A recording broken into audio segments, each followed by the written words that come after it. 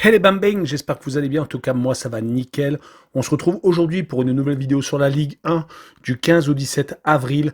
C'est la 32e journée, 10 matchs analysés ensemble. Qui sont les suivants? Lille contre Lens, le derby du Nord, Lyon contre Bordeaux, Metz contre Clermont, Montpellier contre Reims, Nantes contre Angers, Nice contre Lorient, le Paris Saint-Germain qui rencontre l'Olympique de Marseille, donc le Classico, Rennes contre Monaco, une rencontre très intéressante pour l'accessite au podium, Saint-Etienne contre Brest et enfin 3 contre Strasbourg. Mais j'aimerais vous présenter mon site VIP qui vient d'ouvrir aujourd'hui. Vous avez le lien qui est sur l'écran. Également, vous pourrez y découvrir des pronostics bien entendu de 4 sports différents, foot, basket NBA, tennis et rugby, et également des lives, un jeu concours, une chaîne Twitch, un chat. Vous avez tout ce qui est nécessaire pour suivre l'actualité, pour suivre les scores et également pour pronostiquer et pour parier et pour gagner. Pendant 3 jours, c'est gratuit, vous pouvez visiter les installations et après vous régaler. Le nom du site, Mike School Prono. Mais avant d'attaquer l'analyse des 10 matchs, le classement, premier le Paris Saint-Germain avec 71 points, 12 points d'avance sur son dauphin Marseille avec donc 59 points, troisième Rennes avec 56, quatrième Strasbourg 52, le trou commence à être fait avec la seconde place, cinquième Nice 51, sixième Monaco 50e qui est vraiment en train de remonter, juste derrière Lille 7e 48, huitième Lens 47, et on a Nantes et Lyon juste derrière 9e et 10e en fin de classement. 16e Lorient avec 31 points, 17e Clermont avec 28, 18e Saint-Etienne avec 27, 19e Bordeaux avec 26 et enfin dernier Metz 20e avec 23 points. On attaque avec le derby du Nord, Lille 7e contre Lens 8e. Troisième volet de leur opposition, les deux premiers ont eu lieu à chaque fois au stade Bollaert, en Coupe de France et en championnat. Et à chaque fois, les Lensois en sont sortis vainqueurs. Une fois, 1-0. C'était donc en Ligue 1 et en Coupe de France, c'était au pénalty. Alors qu'ils perdaient 2-0, ils avaient réussi à revenir au score et faisant donc 2-2 et perdant au pénalty derrière. Ils ont donc un avantage psychologique sur les Dogs, mais les Lillois n'ont plus perdu depuis 8 matchs, depuis leur défaite 5-1 à domicile lors de la 23e journée le 6 février contre le Paris Saint-Germain. Depuis, ils ne prennent plus de buts, un seul, c'était lors du dernier week-end, sinon c'est 7 clean sheets, 4 victoires et 4 matchs nuls. Ça leur a permis de resserrer la tête du classement, ils sont certes encore à 8 points de la Ligue des Champions. Il va falloir batailler pour espérer rattraper Rennes ou Marseille. Il va falloir bien entendu que les deux équipes sur le podium s'écroulent. Mais les places européennes comme la Ligue Europa et la Ligue Europa Conférence sont encore abordables. Mais attention car les Lillois font beaucoup de contre-performances à domicile. Les 4 derniers matchs se sont soldés par 3 matchs nuls vierges de but contre Metz, Saint-Etienne et Bordeaux, donc 3 équipes en difficulté et la seule victoire était contre Clermont 4-0. Côté Lensois, on continue tranquillement son petit bonhomme de chemin. Sur les 8 derniers matchs de championnat, 4 victoires, 2 nuls et 2 défaites.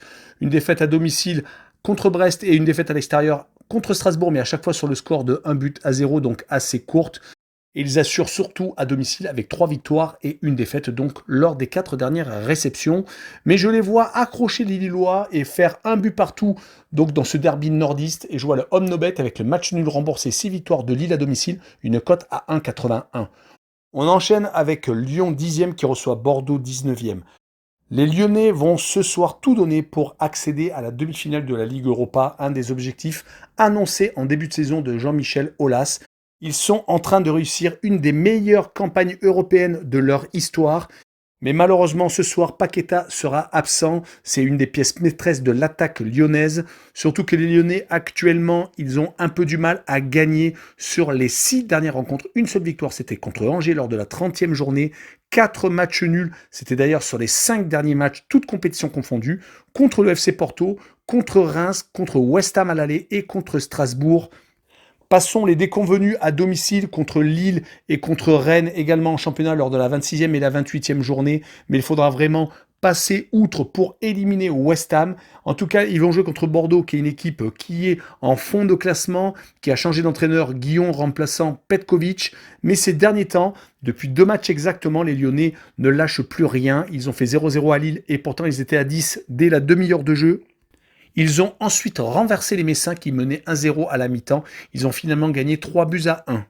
Surtout que les Bordelais, depuis leur victoire contre Strasbourg, restaient sur 7 matchs sans victoire. Ils sont vraiment peut-être en train de relever la tête. Mais le problème est qu'ils se déplacent donc à Lyon, qui n'a pas le choix s'ils veulent encore espérer attraper une place européenne cette saison. Lyon contre Bordeaux, je vois une victoire 2-0 et je vois le moins de 3,5 buts par contre sur le match, une cote à 1,65. La rencontre suivante est Metz 20e contre Clermont 17e, 5 points entre les deux équipes. Ça va être le match un peu de la peur. Si Metz s'incline une fois de plus, ils vont avoir de plus en plus de mal à redresser la barre. Sur les 5 derniers matchs, 4 défaites et un seul match nul. Ils ont tout de même eu une période où ils ne prenaient quasiment plus de buts entre le 18 février et le 13 mars. 3 matchs nuls vierges, 0-0 contre Lille, Nantes et Lens. On s'est dit que c'était peut-être l'équipe qui allait se sauver parmi les derniers, mais malheureusement, les 3 dernières défaites consécutives contre Rennes 6-1, contre Monaco à domicile 2-1 et contre Bordeaux surtout, avec un autre mal classé, est en train de donner la migraine à Antonetti. Côté clermontois, c'est également très compliqué, 5 défaites consécutives. La victoire à Nice et à Marseille sont vraiment très loin. Également, ils avaient réussi à enchaîner des grosses performances, surtout contre les équipes de haut de tableau. Comme je vous l'ai dit, donc la victoire à Nice et à Marseille et surtout la victoire contre Rennes lors de la 22e journée à domicile a été la dernière victoire à la maison. Car depuis un seul match nul contre Bordeaux et 3 défaites surtout consécutives contre Lorient, Nantes et le Paris Saint-Germain, où ils viennent d'essuyer un 6-1 avec un triplé Neymar et un triplé de Mbappé. Mon pronostic sera une victoire de Metz 2-1 et encore espérer peut-être au maintien avec une double chance 1N et une cote à 1,51. On poursuit avec Montpellier 11e contre Reims 13e. Les Montpelliérains ne sont pas dans leur meilleure période actuellement. Sur les 5 dernières rencontres, 3 défaites contre Rennes 4-2, contre Brest à domicile et à Marseille lors de la dernière rencontre. Une victoire, c'était à Bordeaux, à mal cassé. Et encore, ils ont fini à 9, donc avec 2 expulsions. Et le 0-0 contre Nice est sans doute leur meilleure performance de ces dernières semaines. Mais attention, car les Héroltais sont sur les 4 dernières réceptions sur un seul match nul et 3 défaites, donc contre Lille, Brest et Rennes. Côté Rémois, 2 défaites consécutives contre le mal classé 3 et à domicile contre les Rennais où ils perdaient 3-0. Et ils ont réussi quasiment à revenir à la hauteur des Bretons. Ils venaient d'enchaîner avant ces 2 contre-performances. 5 matchs sans défaite, 2 gros matchs à Monaco et à Angers où ils sont revenus à chaque fois avec la victoire. Et à domicile, ils avaient réussi à accrocher Brest, Strasbourg et Lyon. Je vois bien un partage de points entre les deux équipes et un score de 1 but partout. Et je vois le home no bet avec le match nul remboursé 6 victoires de Montpellier à domicile, une cote à 1,69. On continue avec Nantes 9e contre Angers 14e. Les Nantais font une saison assez intéressante. Qualifiés pour la finale de la Coupe de France, ils rencontreront les Niçois dans peu de temps. Ils sont sur 2 matchs sans défaite, ayant gagné à Clermont et ayant fait match nul à Brest. On se rappelle de leur très bonne série où ils avaient accroché Monaco, donc en demi-finale de la Coupe de France. Ils avaient battu le Paris Saint-Germain 3-1, avaient battu Montpellier, avaient battu Reims et Bastia. Donc c'est une équipe qui est très compliquée à jouer quand elle reçoit. Du côté d'Angers, par contre, quand ils se déplaçaient, c'était vraiment l'équipe à ne pas affronter lors des 11 premières rencontres à l'extérieur. Ils avaient fait 2 victoires, 7 matchs nuls et 2 défaites. Mais malheureusement, depuis quelques temps, ils sont beaucoup moins bien sur les 10 derniers matchs, toutes compétitions confondues. 1 victoire, 1 nul et 8 défaites. C'est pour cette raison que je vois les Nantais s'imposer 2-1 et je vois le plus de 1 but pour Nantes. S'il y a 1 but pile pour les Nantais, le pari est remboursé. S'il y a plus de 1 but, le pari est gagné. Et s'il y a moins de 1 but, le pari est perdu. La cote est tout de même de 1,46. On enchaîne avec Nice 5e contre Lorient 16e. Les Niçois sont dans une période un peu creuse depuis 4 rencontres. 2 défaites à Marseille et à Lens et 2 matchs nuls à Montpellier et contre Rennes à domicile. La victoire contre le Paris Saint-Germain a peut-être été une mauvaise chose. Cela entraînant peut-être une décompression totale dans les têtes car ils étaient seconds à ce moment-là, mais ils ont joué derrière 2 favoris au podium, les Marseillais et les Rennais, et surtout une équipe lensoise qui ne lâche rien. Ils étaient même à 10 quand les Lensois ont marqué leur premier but. Puis ont suivi 2 expulsions, celle de Lemina et celle de Dante, qui vont sans doute manquer lors des prochaines échéances car après le match contre Lorient, il y aura le derby contre Monaco. On notera que sur les 5 dernières réceptions, toutes compétitions confondues, les Niçois sont tout de même sur 4 victoires et un seul match nul, c'est plutôt à l'extérieur où le bas blesse actuellement. Côté Lorientais, il reste sur un 6-2 contre Saint-Etienne, une rencontre qui sentait le soufre. mais qui s'est terminé par un feu d'artifice des Bretons qui perdaient 2-0. Saint-Etienne avait fait la différence dans les 20 premières minutes. Il menait donc par 2 buts de Bouanga et de Nordin, mais derrière, les Lorientais ont totalement déroulé, se rattrapant du 5-1 encaissé au Paris Saint-Germain. Mais Lorient est tout de même sur une bonne dynamique. Sur les 6 dernières rencontres, toutes compétitions confondues, 3 victoires tout de même, un match nul et 2 défaites, et les 2 revers étaient contre Lyon et le Paris Saint-Germain, donc ils n'ont pas à rougir. Mais sur cette rencontre, je vois Nice quand même s'imposer 2-1, et je verrai le plus de 2 buts sur le match avec une cote à 1,56. On continue avec le choc de cette 32e journée, le Paris Saint-Germain qui rencontre Marseille, le premier contre le second. Cela faisait longtemps que ce classico n'avait pas été entre premier et le second. Le Paris Saint-Germain est en train de dérouler depuis 2 rencontres. Ils viennent de marquer à 11 reprises, contre Lorient 5-1 et contre Clermont 6-1. Les déceptions en Ligue des Champions et les revers à Monaco, à Nice, à Nantes sont derrière eux. Ils ne veulent plus y penser. Ils veulent surtout gagner le 10e titre du Paris Saint-Germain et gagner ce classico haut la main. Ils vont être surmotivés. Les Marseillais, de leur côté, ont encore la Ligue Europa Conférence. Ce soir, ils se déplacent au PAOK Salonique, amoindri avec Camara, Gerson et la pointe polonaise Milik qui est également forfait. Il risque de laisser de la force dans cet affrontement où les Grecs les attendent. 3 jours plus tard, ils vont se déplacer au Parc des Princes où ça ne sera pas facile. Mais rappelons-nous que les Marseillais sont premiers au classement à l'extérieur. Ils ont déjà gagné à 10 reprises. C'est peut-être la seule raison qui peut faire craindre au Paris Saint-Germain de s'incliner à domicile. Mais je vois tout de même les Parisiens s'imposer 2-1. Et je vois les 2 équipes marquer une cote à 1,79. On continue avec Rennes 3e contre Monaco 6e. 6 points entre les 2 formations. Les Rennais sont vraiment en forme en ce moment. C'est une machine à marquer. Ils ont un des meilleurs goal average de la Ligue 1 avec le Paris Saint-Germain.